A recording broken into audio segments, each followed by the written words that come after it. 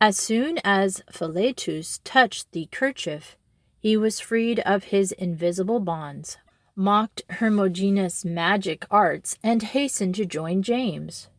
Hermogenes' anger knew no bounds. He summoned the demons and commanded them to bring James himself in chains, together with Philetus, to him in order that he might avenge himself upon them, and also to be sure that his other disciples would not dare to visit such insults upon him. The demons swarmed in the air around James and began to howl, saying, "Apostle James, have mercy on us, because we are already on fire before our time has come." James asked them, "For what purpose have you come to me?"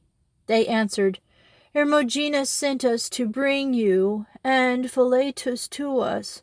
But as soon as we reached you, an angel of God bound us with fiery chains and tormented us sorely."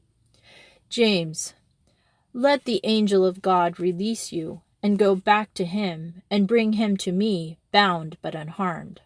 Off they went, and seized Hermogenes, tied his hands behind his back, and brought him thus shackled to James, saying to their captive, "You sent us, and where we went we were bound and sorely tormented." To James the demon said, "Give us power over him, so that we can get revenge for the wrong he has done you, and for our own fiery torments." James said to them, "Here is Philetus standing before you.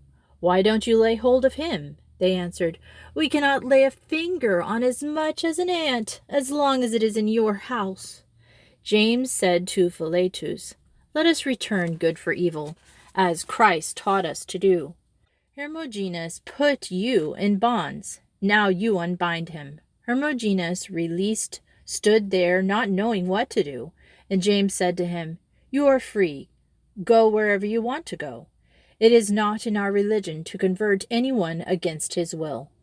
The magician replied, "I know the anger of the demons. They will kill me unless you give me something I can have with me to keep me safe."